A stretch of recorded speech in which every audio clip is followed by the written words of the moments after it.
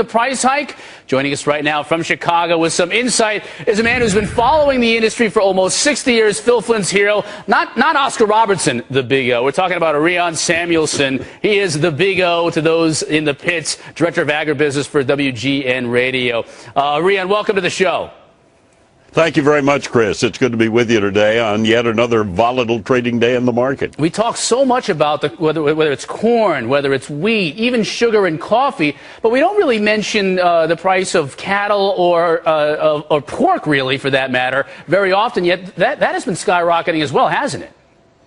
Well, we've seen cattle and hog prices climb, and part of that is the reason that 2 or 3 years ago, both cattle and hog producers went through some very difficult times, and it took some of them out of business. It took others away from producing pork and beef, and now that catches up with us. And so when you add to that the high prices for corn and soybeans, which are primary ingredients for feed, it's going to push these prices higher. And then you've got world demand that is continuing to explode as you get more middle-class people in developing countries with money who want to buy more protein. So, as one of my friends said, it's almost the perfect storm for a strong agricultural economy, at least for the short-term future. Ariana, I saw the deer earnings the other week through the roof.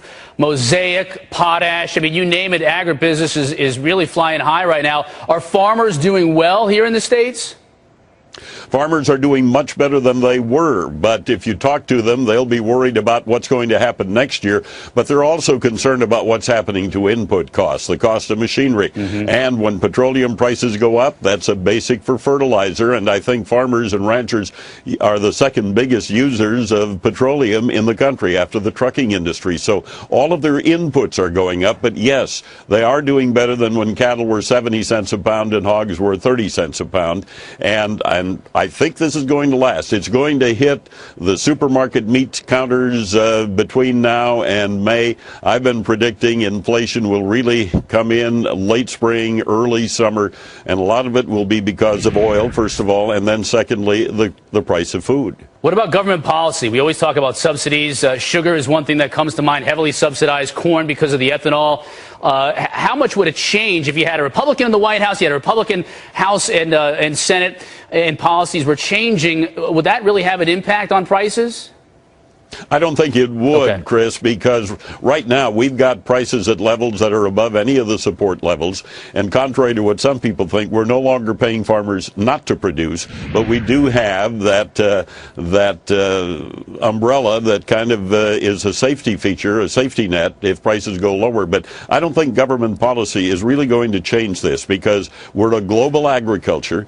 And when you look at the drought in Russia and the Ukraine, when you look at rains and floods in Australia, when you look at South America, all of this is having an impact on what's happening in this country. Now, this week, the Department of Agriculture at its Outlook Forum said we would increase corn and produce a record crop this year. We'd have the second biggest soybean crop, but all of that depends on weather. If we get any kind of a major weather hiccup this year, I'm not sure how high some of these grain prices could go, and that will impact the cattle and hog markets. And the Chinese import a ton of soybeans, and you're telling us, Big O,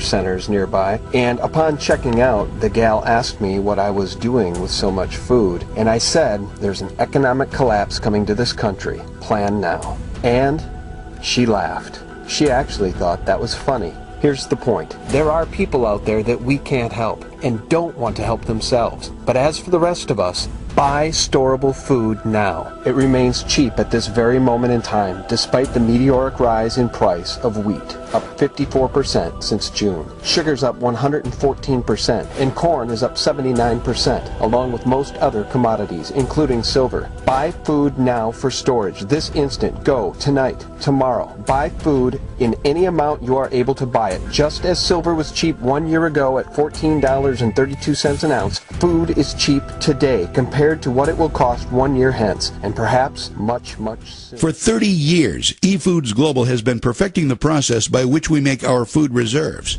We start by using only the finest sun-ripened and fresh produce grown and harvested following the Good Agricultural Practices guidelines. Not only are our ingredients GAP certified, but we carefully test them for chemical and microbial contaminants like Salmonella and E. coli before the approved ingredients are blended into our exclusive recipes following strict quality control standards established and audited by the U.S. Department of Agriculture. These ingredients are cholesterol-free and contain no trans fats, no hydrogenated oils, and no MSG. At eFoods Global, we do not freeze-dry our food because the freeze-drying process removes moisture and infuses chemicals into the food to prolong the shelf life. All of our ingredients are dehydrated only using low heat, and no chemical preservatives are ever added. Our dehydration process naturally preserves the food so that upwards of 92% of the nutritional value remains intact. These quality ingredients are then packaged in moisture-resistant, light-resistant, proprietary assurance packaging that is flushed with carbon dioxide to prevent oxidation and guarantee longer shelf life and quality before sealing the package. Finally, we date stamp the outside of the package the day we prepare the food reserves, so you know you're getting fresh food reserves. eFoods Global Reserves, when properly stored, maintain their flavor and quality for up to 25 years. Now, I know what you're thinking. These can't possibly be the reserves. But these delicious meals are exactly what you get when you prepare your eFoods Global meals. And none of these meals require more than a pot of boiling water, the contents of a package, and 10 to 20 minutes. Pretty soon, you are going to select some of these delicious meals to try for yourself for free. That's a great opportunity. Let's talk about some other opportunities eFoods Global has to offer you.